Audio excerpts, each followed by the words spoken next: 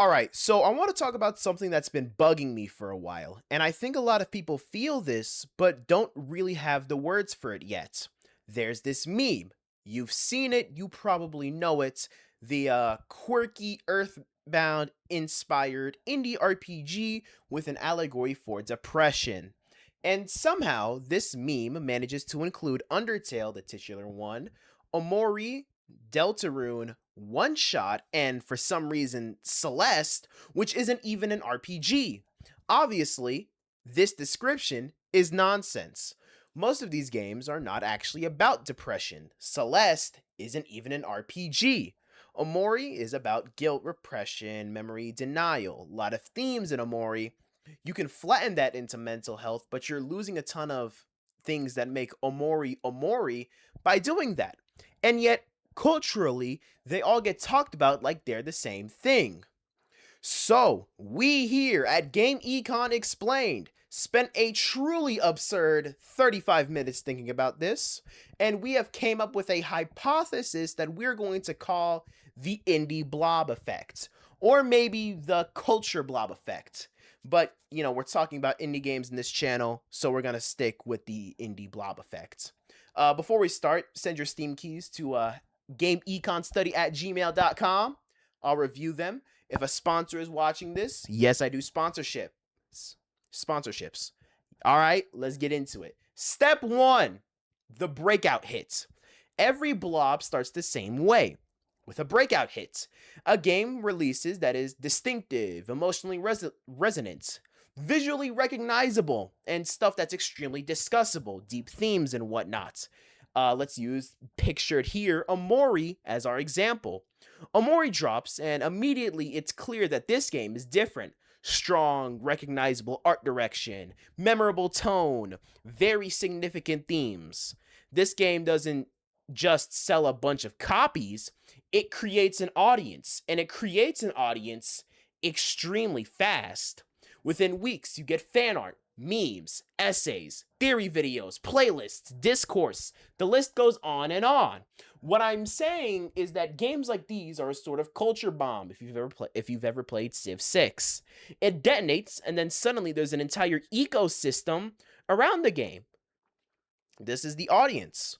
And once people finish the game, or honestly, once they just absorb the discourse around the game, they reach the same conclusion. We want more of this. This is the critical moment because the this is very, very vague. Step 2, the recommendation loop. This is where the system really kicks in.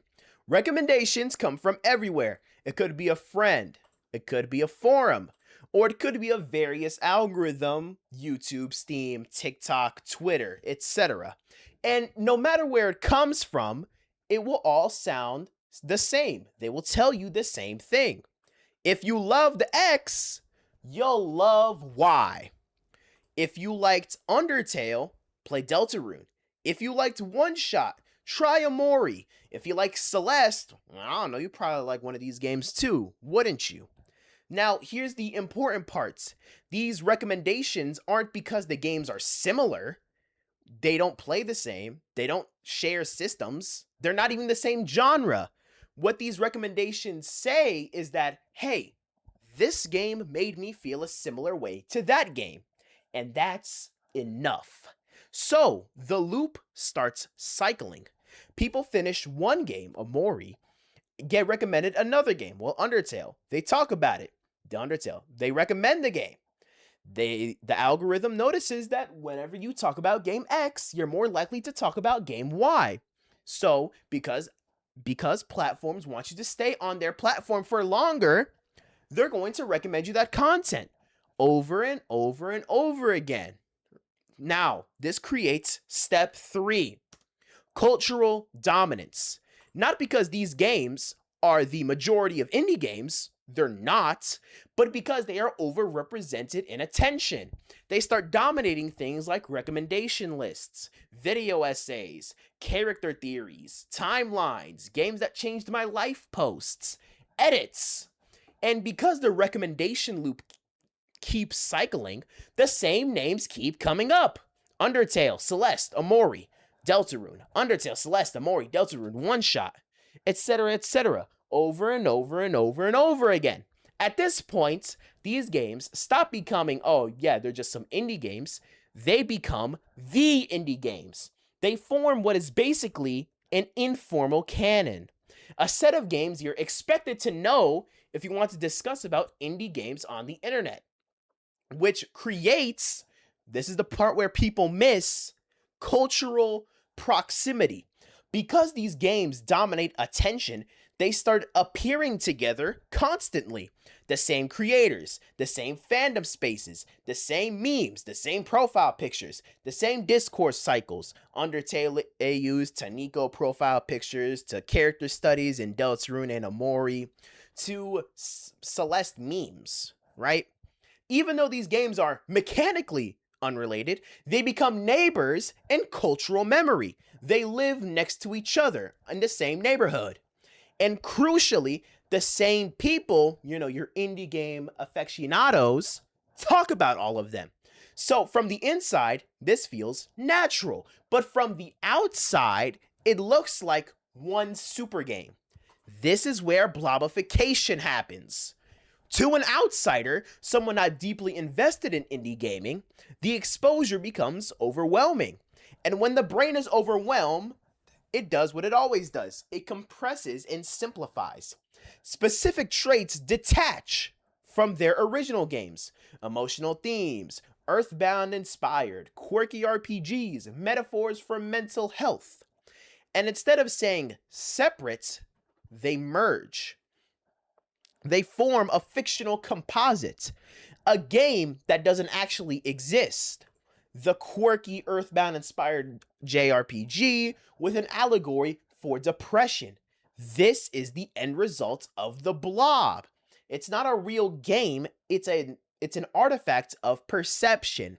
A Frankenstein made out of close enough, right? And of course, once the blob exists, everything changes. New indie games don't get evaluated on their own terms anymore. If they share any overlapping trait, pixel art or an emotional tone or introspective themes or even a non-binary protagonist, they're immediately filtered through the blob. They feel derivative before you even play them. Oh crap. Don't open that. Not because they are, but because they've already been absorbed. So basically, the indie blob effect isn't about indie games being lazy. It's not about all of them copying Undertale or Omori or whatever the flavor of the month is. It's about what happens when recommendation loops and cultural dominance and proximity collapse distinction through repetition. Recommendation creates dominance. Dominance creates proximity. Proximity leads to blobification. And once blobification happens, individuality stops mattering, at least to most outsiders.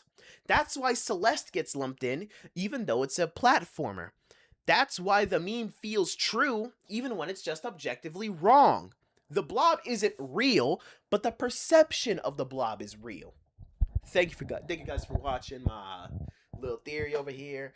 Go dogs, go owls, hooty hoo.